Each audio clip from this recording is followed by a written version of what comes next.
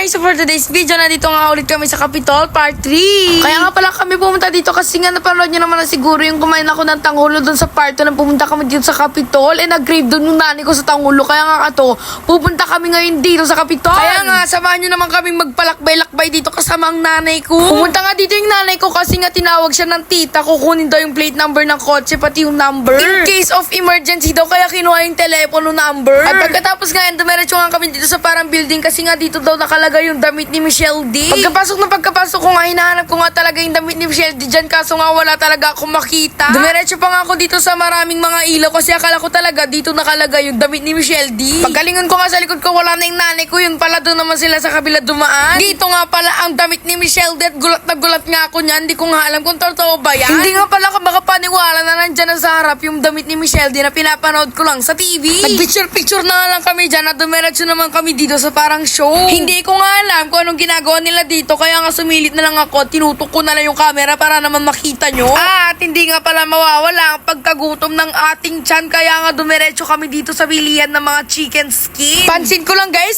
mas maraming tao ngayon kaysa sa part 1 at part 2 naming pumunta dito. Nako, sinasabi ko talaga sa inyo, i-try nyo na tong chicken skin na to, nanggigigil na naman ako sa inyo, sobrang sarap talaga. At papasyal-pasyal nga muna kami dito para naman malibot ang nanay ko to. Kasi nga part 1 at part 2 hindi siya nakasama, kaya ngayon babawi-bawi na siya. Meron din silang pa-fountain dito, hindi ko nga ito napansin ng part 1 at part 2 na punta namin dito. Kawawa nga yung nanay ko kasi nga hindi siya nakatikim ng tanghulo, yan pala talaga yung pinunta niya dito. Na-sold out nga kasi yung tanghulo kaya hindi siya nakabili. Kaya nga dumiretso naman kami dito sa Balay Gloria.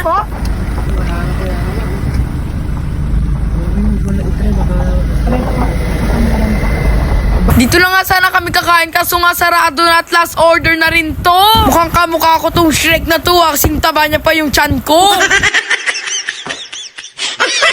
Umikot nga lang pala kami saglit sa may Balay Gloria, dumiretso naman kami dito sa may Zen Hotel. Meron din kasing pagkainan dito. Last order nga din pala dito sa may Zen Hotel, kaya sumunod naman kami dito sa may Blended. Diba? Pahirapan talaga bago makakain ng masarap eh.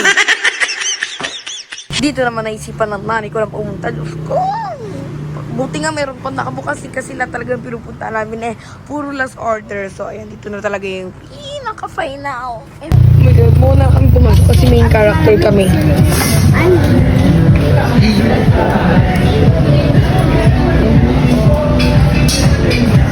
Lang po, yun yung mga kasama na. Parang unlimited just dito. Oh, ang ganda.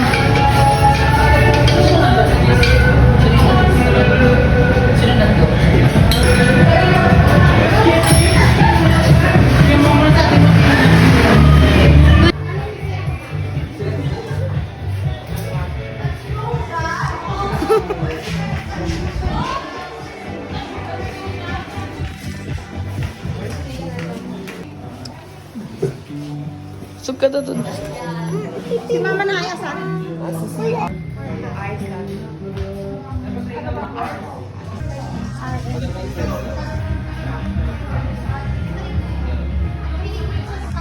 spicy man itong Korean non-spicy pero pinaka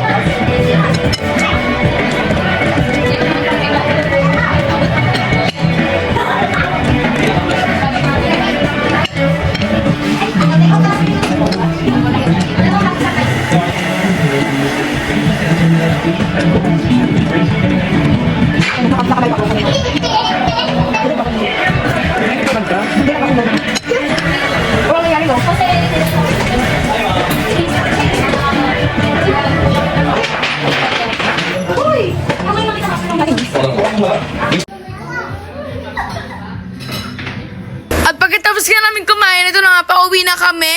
Sobrang nag-enjoy talaga ako. Sobrang sarapan talaga ng mga pagkain nila dito.